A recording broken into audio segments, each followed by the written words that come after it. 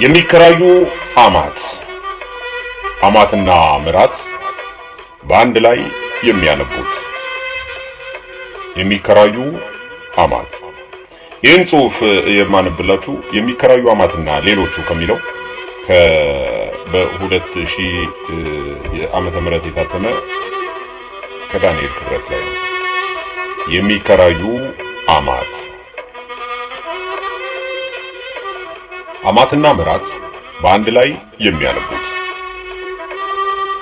አንድ ጊዜ አንዲት እናት ይህን ታሪክ ነግረውኝ ነበር። እኔና ባለቤቴ የተጋባነው ልጆች ሆነን ነው። ያኔ እንዳሁኑ ተያይቶ ተጠናንቶ ሰንብቶ ቆያይቶ የሚባል ነገር አልነበረም። እንዲያውም የኛ ጊዜ ዘመናዊ ነው ተብሎ የተወሰነ ጊዜ ትተያይና ወላጆች ለወላጆች ሽማግሌ ይልኩና በስንት መመላለስ አጥንትህ ጉልጥምትህ ተጠንቶ ሀብት ንብረትህ ታይቶ ነበር የሚፈቀድልህ።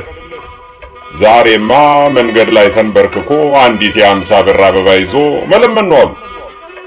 በእኛ ዘመን በሬ ጎትተህ መኪናን ጋግተህ ጥሎሽ አግተልትለህ ከተሳካልህ ነው። ታዲያ መጋባት አይቀርም ተጋባን። የእርሱ ወላጆች የሚያከራዩት ቤት ነበራቸው። ሌላ ቦታ ከሚያከራዩአቸው ቤቶች አንዱን ቤት ሰጡንና ኑሮ ጀመርን። መቼም ፍቅርና ትዳር ለየቅል ነው።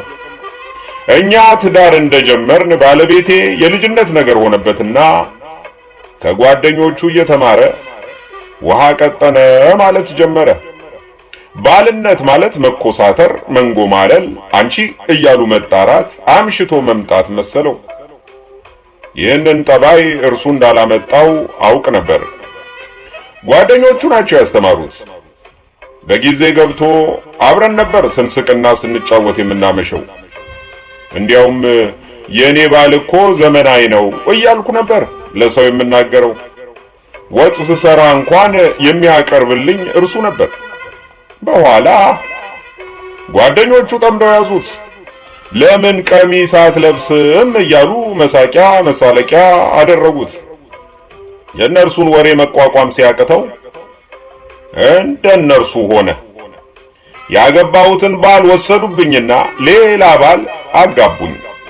አየህ፣ ብዙ ሚስቶች እኮ ባሎቻችንን ተነጥቀናል። እኛ ስናገባ ያገኘናቸውን ባሎች ወይ ጓደኞቻቸው ወይ ወላጆቻቸው ወይ ደግሞ የሥራ ባልደረቦቻቸው ነጥቀውናል። ያላገባናቸውን ሌሎች ባሎች አጋብተውናል። አንዳንዶች እኮ ከተፈራረምነው ባሎቻችን ውጪ ነው የምንኖረው። የኔም እንደዚያ ሆነልህ። ይህንን ሲተርኩልኝ ባልየው እየሳቁ ያዩናል። አማትየው ደግሞ መቼም አትረሽውም አንቺ ይላሉ። እርጅና እንኳን አቅም ባልነሳው ጆሮአቸው እየሰሙን፣ እርሳቸውም ሰው የልቡን ሲነግረው የኮረኮሩት ያህል ይስቃል ብለው በባላቸው ተረቱና ቀጠሉ። ነጋ ጠባ ጭቅጭቅ ሆነ ብለው ጀመሩ። አምሽቶ መምጣት፣ ጠጥቶ መምጣት፣ የት እንደሄደ ሳይናገር ሶደሬና ላንጋኖ ጠፍቶ መክረም፣ የት ገባሽ የት ወጣሽ ማለት አመጣ። በእርሱ ቤት መቀናቱ ነው። ጓደኞቹ ሲያወሩ የሰማውን ሁሉ እውነት አደረገው። እኔም እየመረረኝ እየሰለቸኝ መጣ። የእርሱ እናት እንዴት ጥሩ ሰው መሰሉ!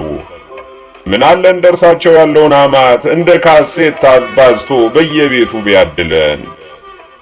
በዚያ ዘመን እንደ አጤ ቴዎድሮስ ቀድመው የተፈጠሩ ናቸው። ከቤታችን አይጠፉም። ምን ጎደለ ምን ጠፋ ነው ሐሳባቸው ሁሉ። በዚያ ዘመን አማት ልጅ ቤት የሚመጣው አንድም ሊያንጓጥጥ አንድም ሊያመናጭቅ ነው። አማት ሲባሉ ደርሰው መጥተው ሙያህን ቤትህን ይገመግሙና ይዘረጥጡሃል።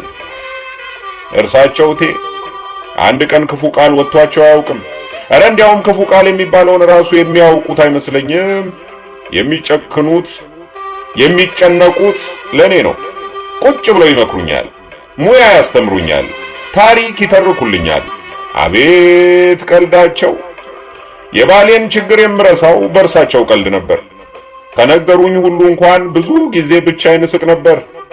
ታዲያ ለምን ይጨነቁ ወያልኩ የቤቱን ችግር ነግሬያቸው አላውቅም ነበር። በኋላ ግን ባሰብኝ። ቡችላው ሲጮህብሽ ዝም ካልሽው ውሻው ይነክስሻል ይባላል። ጭቅጭቁን ስታገሰው ጊዜ ዱላ ጀመረ። እርሱን ግን መቋቋም አቃተኝ። ሲብስብኝ ለማማ ነገርኳቸው። አረሩ፣ ደበኑ። ምን አድርገሽው ነው እንኳን አላሉኝም። እስኪመጣ ድረስ አብረውኝ ቁጭ አሉ። አጅሬው አገር ሰላም ነው ብሎ ማታ ነበር የመጣው። እናቱን ይወዳቸዋልና ያከብራቸዋልም። ለእናት ለአባቱ አንድ ልጅ ነው። ከአባቱ ይልቅ እናቱን ነበር የሚፈራው። እርሳቸውን እንኳን ልጃቸው የሰፈር ሰው እንደ ንጉሥ ነው የሚያከብራቸው። ሲመጣ እሳት ጎርሰው እሳት ልሰው ጠበቁት። አንተ ይህችን ትመስል ልጅ ያጋባሁ እኮ ተንከባክበህ አክብረህ እንድትይዛት ነው፣ እንድትጫወትባት አይደለም። በእርሷ ላይ ነው ዱላ የምታነሰው። እርሷን ከቤት ብቻዋን አስቀምጠህ ነው አምሽተህ የምትመጣው። አየሁህ እኮ በዓይኔ በብረቱ አየሁ። ይህችን የመሰለች ልጅ እንድታበላሻት አልፈቅድልህም። እኔ ጥሩ ሰው መስለኸኝ ነበር የዳርኩ። ለካ እንደዚህ ይሆናል። በይተነሽ በይተነሽ፣ እኔ ምን የመሰለ ባል ፈልጌ እድርሻለሁ፣ ያዢ ልብስሽን አሉና ያን ጊዜ ሞባይል የለም። በቤት ስልክ ለባላቸው ደወሉ። ባላቸው ፔጆ መኪናቸውን ይዘው መጡና ተነስቼ ወደ አማቴ ቤት። እዚያ ስደርስ የእንግዳ ክፍል ተከፈተልኝ። ልብሴ ተጣጥፎ ተቀመጠልኝ። አይዞሽ ልጄ፣ እርሱ የኔ ልጅ አይደለም፣ ልጄ አንቺ ነሽ። እንኳን መምታት ዞር ብሎ ሊያይሽ አይችልም ተባሉ። መቼም የእርሳቸውን ነገር አውርቼ አልጠግበውም እኮ። የኔ እናት እንጂ የእርሱ እናት አይመስሉኝም። የኔ እናትና አባትማ ናዝሬት ስለነበሩ እንዲህ በቶሎ መምታት አይችሉም። እናቱም ከኔ በለጠ እናት አግኝተሻል፣ እናቴም ከኔ በለጠ እናት አግኝተሻል፣ እኔ ምን አደርግልሻለሁ ነበር የምትለኝ። ባለቤቴ ጨነቀው። ምን ያድርግ? መብረቅ የቀላቀለ ዝናብ ነው የወረደበት። እናቱን ያውቃቸዋል። አይወስኑ እንጂ ከወሰኑ ማንም አይመልሳቸውም። እንደፎከሩት ለሌላ ቢድሯትስ ብሎ ፈራ። ማን ተከራክሮ ይመልሳቸዋል? እንደ ዘንድሮ ባልና ሚስት ፍርድ ቤት መሄድ ያኔ አይታወቅም። ምን ያድርግ? ወሰከምቢያው ነው የተደፋበት። ከአንድ ሳምንት በኋላ የእርሱ ሽማግሌዎች የነበሩ ታላላቅ ሰዎች መጡ። እማማ እሺ ሊሉ ነው። ልጄን እንዲያበላሽ አሳልፌ አልሰጠውም። ጓደኞቹ ካዋጡት ይዳሩት። እኔ የሚሳደብና የሚደባደብ ልጅ አልወለድኩም፣ አላሳደግኩም። ይችን የመሰለች ልጅ ብድርለት በእርሱ ብሶ ሊማታ የለም። ልጄን እኔ ምን የመሰለ ጠባይ ከመልክ የተሰጠው ፈልጌ እድራታለሁ እንጂ እርሱማ አይጫወትባትም ብለው አሻፈረኛሉ። የኔ እናት እንጂ የእርሱ እናት አይመስሉም ነበር። ሽማግሌዎቹም ተጠራጠሩ። የባለቤቴ ወላጆች ቤት ሳይሆን የኔ ወላጆች ቤት የመጡ ነበር የመሰላቸው። እማማም እኮ ስለ ምራታቸው የሚያወሩ አይመስሉም። በሁለተኛው ሳምንት አጅሬ ለካ እናቴ ጋር ደውሏል። ስትሰማ ደነገጠች። ለአባቴ ነግራው ሲበሩ መጡ። ከቤት መውጣቴን ሰሙ። ደግሞ ወጥቼ የገባሁት አማቶቼ ጋር ጉድ ተባለ። አቤት እማማ የሰሩት ሥራ! የእርሱ እናት እኔን አልሰጥም ብለው የኔ እናትና አባት ለእርሱ አማላጅ ሆነው መጡ። ነገሩ ሁሉ ተገላበጠ። እማማ እንደ ባህሉ አስተናገዱና ምን ልታዘዝ አሉ። ልጃችሁ ሽምግልና ልኮን ነው አሉ። እማማ አልሰጥም ብለው እምቢ አሉ። ምንም ብትወልዷት አልፈቅድላችሁም አሏቸው። ቀኑን ሙሉ ሲለምኑ ዋሉ። አባቴ ብልሃተኛ ነው። እንጥራውና እዚሁ ዋስ ጠርቶ ቃል ይግባ አለ። እማማ ተስማሙ። ተጠርቶ መጣ። እየተንቀጠቀጠ ነበር የገባው። ወዳደገበት ቤት የሚገባ አይመስልም ነበር። ሁለተኛ አንዳች ነገር አልናገራትም፣ እጄን አላነሳም፣ አላመሽም፣ አልጠጣም፣ ከቃሏ አልወጣም ብለህ ቃል ግባ አሉት። እማማ ቃል ገባ። ዋስ ጥራ ተባለ። ዋስ ማንን ቢጠራ ጥሩ ነው? የኔን አባት እዋሰዋለሁ ኋላ አባቴ። በሬ ሁላችንንም ጉልበት ሳም አሉት። እማማ ሳመ። አንድ ነገር ቢልሽ ደውይልኝ፣ ልጄን ወስዳታለሁ አሉ እማማ በማሰሪያው። እኔም ቤቴ ተመለስኩ። ኮሽ የለ ዶሽ የለ ሰላም። ጠባዩ ለወጥ ሲል ለማማ ደውላለሁ ነበር የምለው። እንዲህ ለማማ ደውላለሁ እያልኩ ይኸው 40 ዓመት በሰላምና በፍቅር ኖርን። ልጆች ወልደን የልጅ ልጆች ለመሳም በቃን። ስናስበው እንስቃለን።